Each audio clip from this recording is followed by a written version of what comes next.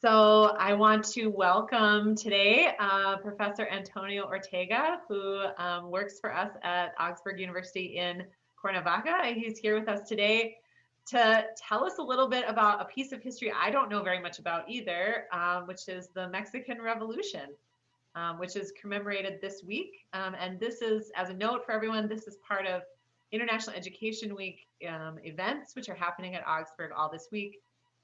International Education Week is a national and international event to highlight all things international. So this seemed like a great opportunity to hear more about a piece of Mexican history that is important for our Center for Global Education site in Mexico.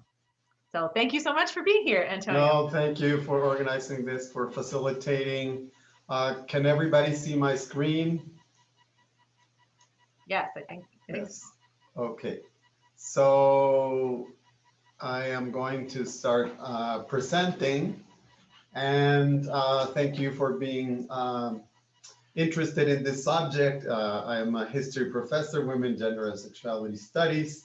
My name is Antonio Ortega. I've been working for Augsburg now for almost 20 years in their campus in Cuernavaca, Morelos, Mexico. On the bottom of the presentation, you can see a map of Mexico. And you can see where Morelos is, the capital is Cuernavaca, it's in red. And it's sort of a coincidence because Morelos was one of the cradles of the Mexican Revolution, so it's very appropriate. And some images that you see in this first slide, besides the map, is on the right, our dictator here. You can see him stepping on the people. And that's one of the reasons of the Mexican Revolution.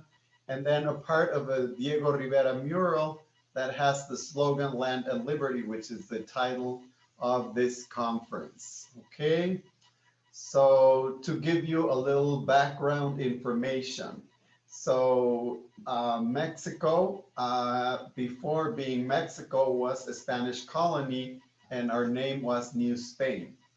And the times were from 1521 to 1810. And you can see we were quite a big colony of Spain because it's Central America and also part of the United States. So we were quite big. In 1810, 100 years before the Mexican Revolution, there is an independence war inspired by the US independence, which was 1776. So our next door neighbor becomes independent, and we imitated that, so we wanted to be independent too. We were fed up of paying taxes to the king, and when we become independent, the name we choose is Mexico. In our history, we've had 5 foreign invasions, or maybe I should say 6, because the Spanish colony was a 300-year invasion, basically.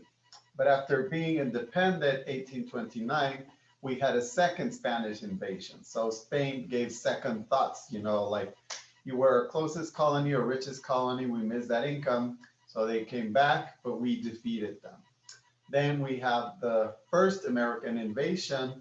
That's interesting because in the United States, they call it the US-Mexico War.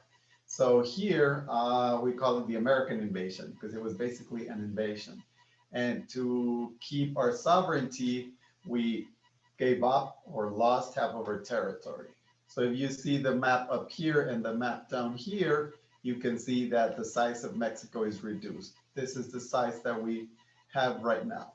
Then we still had another French invasion. So we were a French colony for 6-7 years. Then we had 2 more American invasions, one in 1914, 1917. Okay. So the 19th century, the one before the Mexican Revolution, was basically a century of war.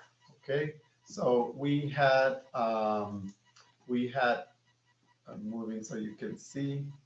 So we had liberals and we have conservatives. And the liberals, they wanted, of course, a republic, a president. And the conservatives, they wanted a monarchy and an emperor. So in this century, we had more than 60 governments on both sides. And the liberals, to deepen a little more on this, they promoted constitution that would make us a republic with a president. They separated church and state. Whereas the conservatives, they wanted a monarchy, they wanted an emperor. And of course, they supported and protected the Catholic Church. The Catholic religion was the official religion. And they also supported the privilege of the military because, of course, they protected their interests. Again, in this period, we had more than 60 governments. So imagine what a chaos of a century. And some important figures here are, for example, our first president, Vicente Guerrero, 1824. Benito Juarez, the first and only indigenous president we've had so far, in 1857. The first Mexican emperor, which was Iturbide, right here. And then the French emperor, which was actually from Austria, in the other side, okay? So this will take us to, I don't know why this is not moving, to the next slide. Sorry, okay, here's the next slide. Okay, so the next slide is the Porfiriato, or the dictatorship, okay? So Mexico was different than Latin America in the sense that we had our dictator way early, whereas a lot of Central American countries and South American countries, they had their dictators way into the 1960s, 1980s, etc. So our dictator was, of course, like most dictators, a military. His name was Porfirio Diaz. You can see the long period he covered, 35 years. And you can see when he started, he was very young, black hair, etc. And Mexico at that time was a country that was mostly a rural country. Just 20% lived in cities and 80% lived in rural areas. So agriculture was the main activity here. But sadly, the life expectancy was very low, 30-year life expectancy. And it was a country that was extremely racist and polarized. No, here is a quote by one of the writers that says that the white were rich, the indigenous people were poor. There were two different people in one land that were basically enemies, okay? And so even though Porfirio Diaz was a president, he was really more like an emperor. If you can see his chair right here, that looks to me more like a throne than really like a chair. And you can see the way he and his wife dressed and the guards, etc. So very pompous and very luxurious. And so you can see that basically, well, yes, it was like a monarchy, basically. Okay. So during this period, imagine after 60 governments, a century of war, finally there's some peace. And with peace comes economic development, no? So Mexico was trying to be a modern country, and for that, trains were important. So there was a very impressive rail development, no? So trains that would cross the country from south to north or north to south, east to west, etc. Because there was peace, there was a lot of foreign investment. You can see in this little chart there, Britain invested, United States, France, Holland, and because it was a very agricultural country, we had the hacienda system, which were plantations like the ones in the south of the United States that had disguised slavery. So haciendas were very isolated. You had to live there. You bought everything from the company store. You were always in debt. Debt was inherited. So that's why it was a disguised slavery. Okay. And yeah, there was economic development, but 300 families had 95% of the land and the wealth. So imagine the gap, rich and poor, was huge. So this is what really makes sense with the title of this conference. So the people wanted land because it was in the hands of very few people, and they wanted liberty because they were living, like I said, disguised slavery. Also, during this peace period, there was a cultural development. The cultural development was basically admiration of French culture. No, the elite was educated in France, and so Mexico, or the rich in Mexico, they wanted to live like the French, eat like the French, etc., speak French. During this period, they built the Opera House in Mexico City, which is Bellas Artes. You can see the picture there, the Palace of Fine Arts, just gorgeous, beautiful, the Tiffany glass curtain, etc. And during this time, there is also very important artists like Diego Rivera, the muralist, Velasco, landscaper, and Posada, who was a drawer. He drew, and he did the famous Catrina. So if you look at the bottom part, you can see the Catrina. So Catrina means like an aristocrat, right? So basically, as you probably know, Mexicans, we make fun of death. And during the Day of the Dead, which is a very impressive celebration, we do all these drawings and poems and make fun of death. Altars, beautiful altars, we put food to our loved ones. And so the Catrina was precisely a lady from this dictatorship, of course, a rich lady. So the message is, you might be very rich, but one day you'll be dead like us, or you'll be bones like us. So in this part of the Diego Rivera mural, which is quite interesting because here you can see Diego as a child, Frida, and the famous Catrina. So yeah, there was cultural development, but very uneven because there was 90% of illiteracy in this country. Okay.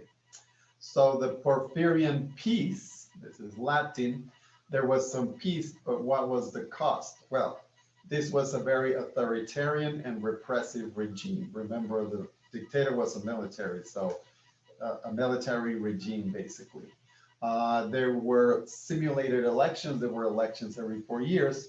So to the world, we were a democratic country that had elections, but again, they were simulated. No, he would win every election. The press was controlled. Just to give you an example, one of the publishers, he went to prison 38 times. I don't like what you publish, so you're going to prison. And of course, there were many political prisoners. All the enemies of the dictator would go to prison. Okay, so in 1910, which is exactly 100 years when we start the Mexican Independence War, we start I'll get there in a moment, we start the Mexican Revolution. But 2 months before this, September was the centennial of our independence. So the dictator planned a huge celebration for the centennial of the independence. You can see the poster right here. This is the priest that started the independence, and on the other side is the dictator. So you can see he had a very big ego, right? And so the centennial celebrations were planned for, I guess, a few years. They built this avenue here, which is a copy of Champs-Élysées of Paris, because again, he loved France. He wanted Mexico to be like France. He did this monument, which is the Angel of Independence, to celebrate the independence, and it's a copy of the Angel of Independence that's in front of La Bastille prison where the French Revolution started. Very much like that. And in black and white, you don't see it, but it's all covered in gold, so you can see how much that would have cost. And there were lots of parades, and there were lots of banquets. You can see right here where they toasted with champagne, etc. So it was a month of lavish celebrations, but just for very few people, while most of the country was hungry. Okay.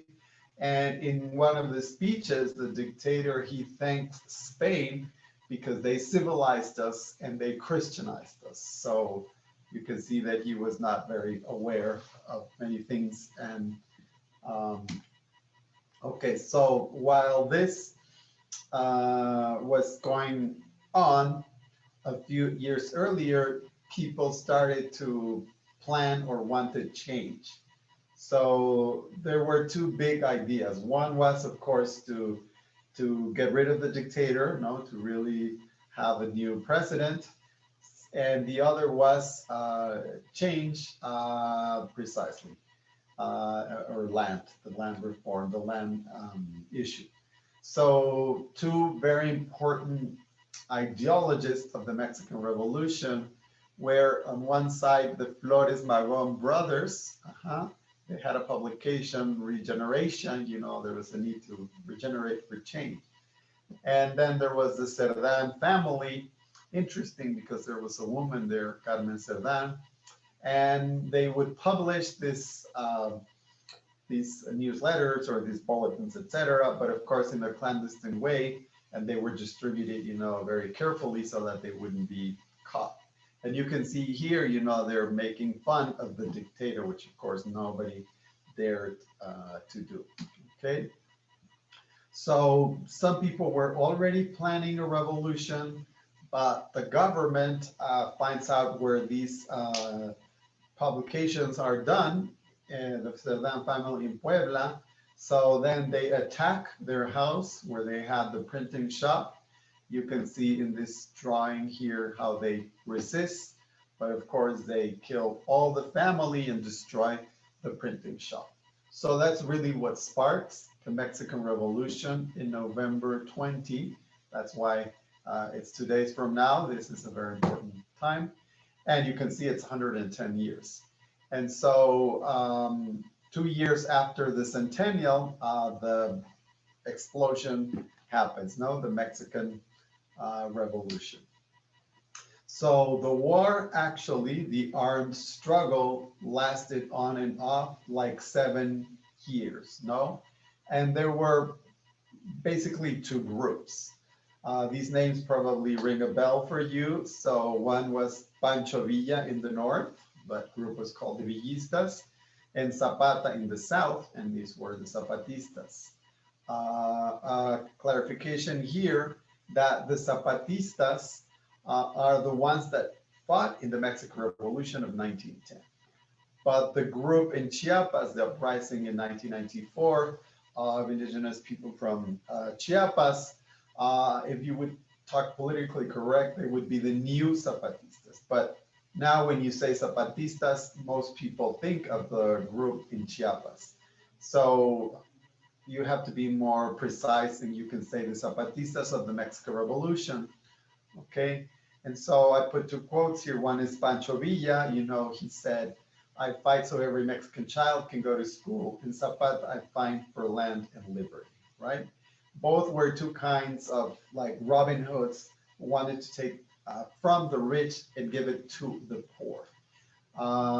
Villa was very daring, of course, and he at some point enters the United States, goes to a little town and robs a bank and comes back to Mexico.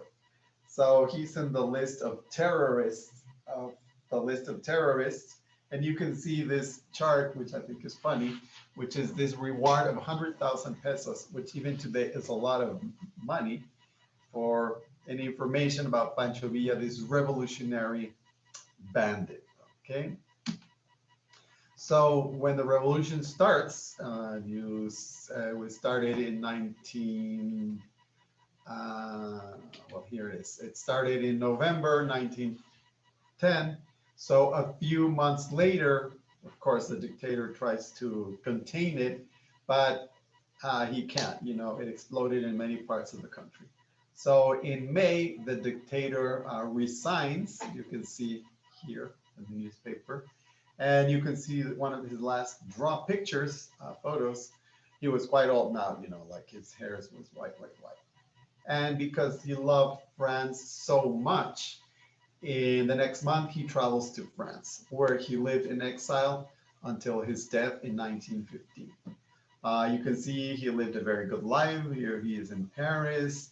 Here he's with his family in the pyramids of Egypt.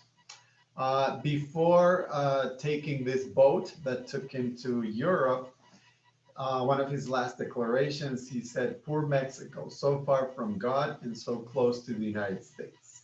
So you can see he didn't like the US at all. He saw it as a threat.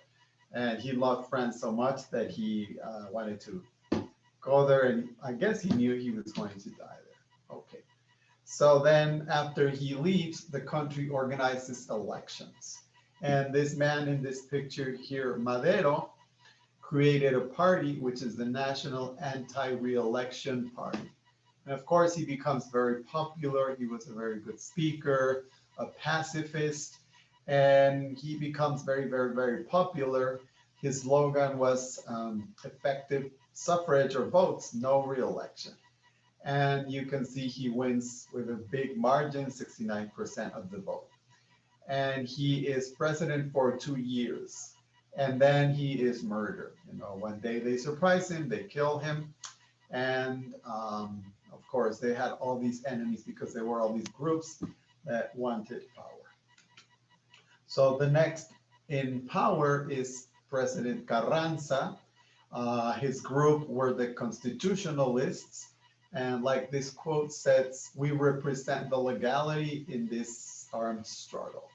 So he supported the Constitution. We'll see this in a moment.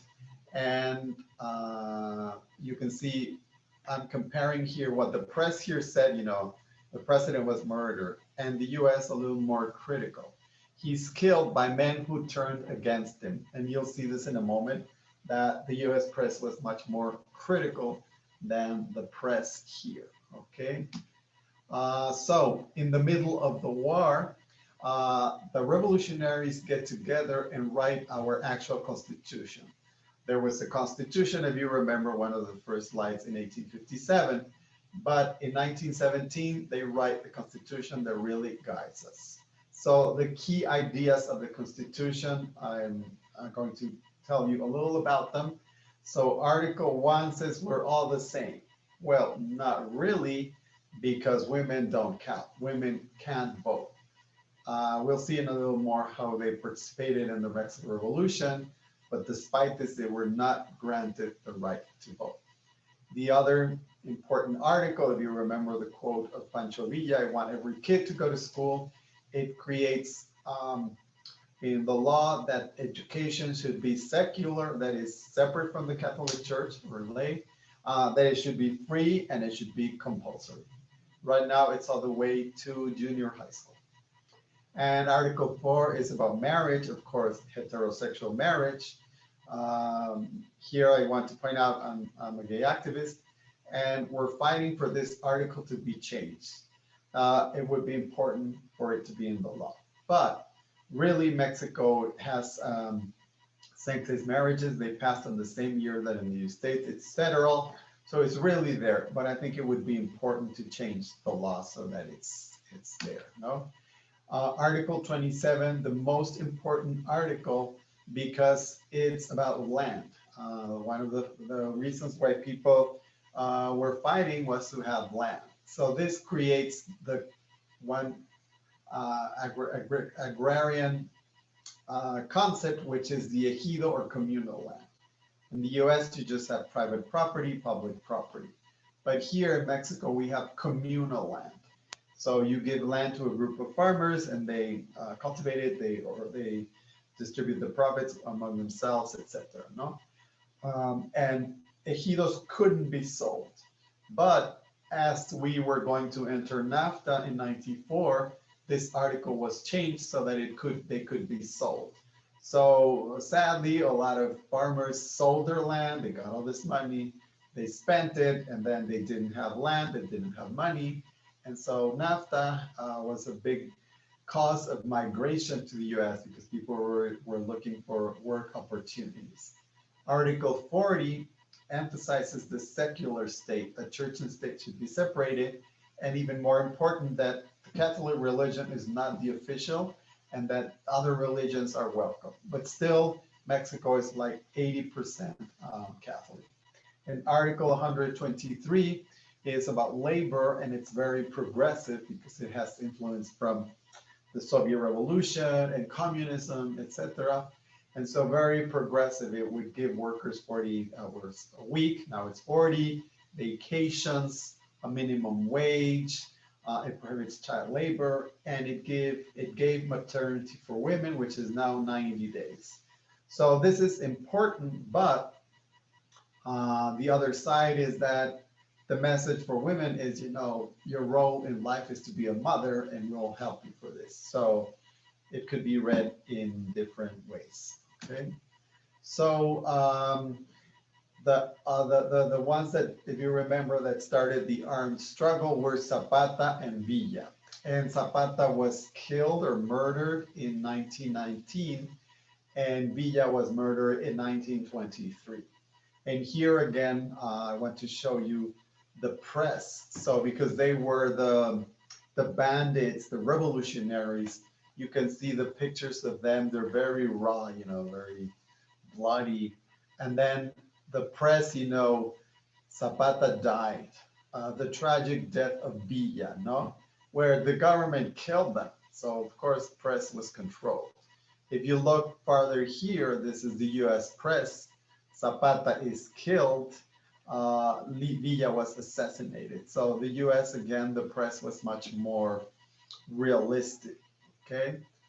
So after them, we have another general in power, which is Álvaro Obregón. If you look at this picture here, he lost his hand in one of the battles. He was a hero of the revolution. And the quote says is, "Don't be afraid of your enemies that praise you. Be afraid of your friends. Sorry, don't be afraid of the enemies that attack you. Be afraid of your friends that praise you." So he knew that people could betray, and that's exactly what happened. No, he was murdered. He was in this like a banquet outdoors, and then this man said, "President, can I do you a drawing?" He said yes. He did the drawing, and when he was showing it to him, he shot the gun. So yeah, he was also murdered. So we're going to start closing, wrapping up. So the outcome of the Mexican Revolution, imagine it was like decade and a half of war, so more than 2 million deaths. So that was a lot of casualties.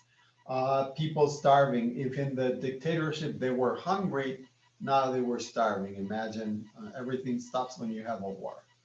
As you've seen in the slides, all the main actors were murdered, the revolutionaries, the presidents, etc., etc. The plantations, the haciendas were destroyed, but their landowners kept their land. So a big advancement. There was, of course, more poverty, and the country was in bankruptcy. Okay, I'm going to go a little backwards, and I'm going to talk about a little aspect of the Mexican Revolution, which is a gender perspective, because I teach women, gender, and sexuality studies, and I always try to give a gender perspective in history. So in the Mexican Revolution, women participated in two ways. The first one were soldaderas, so literally like soldiers. You can see from the pictures here. They took rifles and they participated in the armed struggle, but they had to wear long skirts. Some were very good, so they even achieved titles like General or Colonel. And then they were the Adelitas, which comes from a song about a woman that's called Adelita, who followed her man Juan. So Adelitas is like a name for women that follow men during the Mexican Revolution. They cook for them, they wash their clothes, they clean their campings, etc. And of course, some even had children, and the children came along. So there was participation of women in this struggle. So after the Mexican Revolution ends, sexuality was transformed. Why? Because in war, you lose all these conventionalisms, no? Like the quote that you see in the screen. If I might be killed tomorrow, I might just commit sin today. So if I'm gonna be shot or whatever, I might will just have some fun, no? So you can see with this drawing, there was a lot of conventionalisms broken. And after the Mexican Revolution, there were new stereotypes for both men and women. So women on the left, you can see the 20s, the roaring 20s, you know, it was also after World War I. So women, you know, were more liberated and fun and partying, whatever. And here women also did that, but also more participation. They started organizing, they started feminism here. And like you see in this picture, vote for women. And for men, I think one of the outcomes of the revolution is that there was a new model of masculinity, no? The ultimate macho, Villa Zapata, you know, very daring man with guns, very handsome, very confident, very womanizers, etc. So a model of masculinity unreachable for most of the people, no? Also, after the Mexican Revolution, LGBT people started to become more visible, mostly men. No, there's not much visibility of lesbians, very few cases of trans women, but men, which I have researched, became more visible. On the left is this group called the contemporaries, the modern artists, and you can see there were mostly men, just one or two women, very privileged. You can see from their way they dressed, etc. And they dared to write about love to other men, poems to other men, autobiographies of their affairs with whatever, construction workers, with wrestlers, police, whatever. And in that group was a woman that I think it's an interesting but sad story. Her name was Antonieta, and she was a patron of the arts. She was very rich, very wealthy. And she's actually the model of the angel independence. I showed you this column with the angel. She is the model. The father did that monument. And to give you an example, Mexico had the first symphonic orchestra, and she went and everybody was dressing differently. And then she bought textiles for all of them, you know? And so I think she was a woman too advanced for her time. And she left Mexico. She went to France, of course. And one day she committed suicide. She entered the Paris Cathedral Notre Dame and shot herself. On the right part of the picture, you can see this is the prison, and you can see it was a reason to go to prison if you were homosexual. And you can see they're very effeminate and in some way very confrontational. But yeah, people started to do that. The revolution, I said, changed a lot of the stereotypes. So almost concluding, after the revolution comes what people have called the institutionalized revolution, which means that all these claims that they fought for, they were achieved through certain institutions, right? So, for example, the women finally got the right to vote until 1952, so it took quite a while.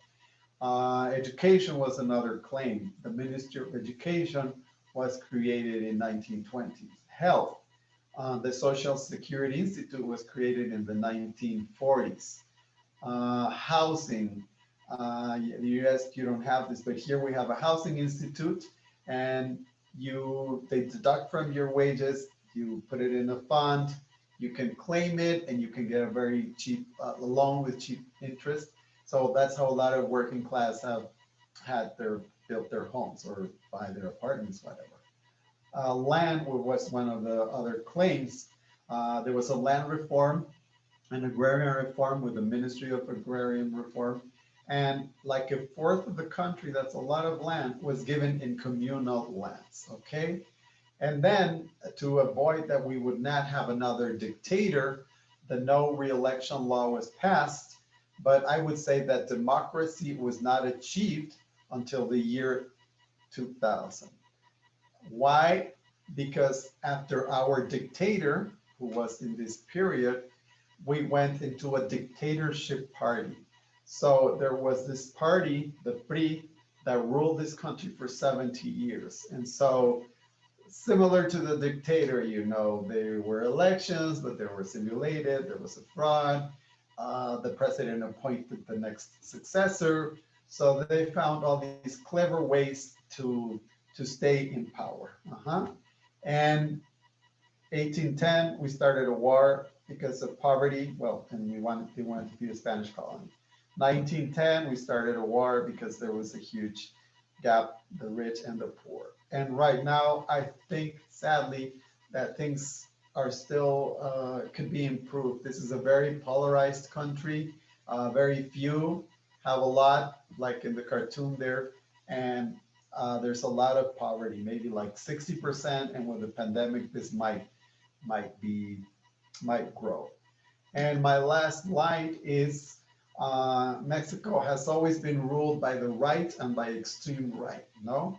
And of course, the US likes this. They don't want a communist south of the border, right? And so, again, we were always being ruled by the right. But in our last elections, we elected a president from the left.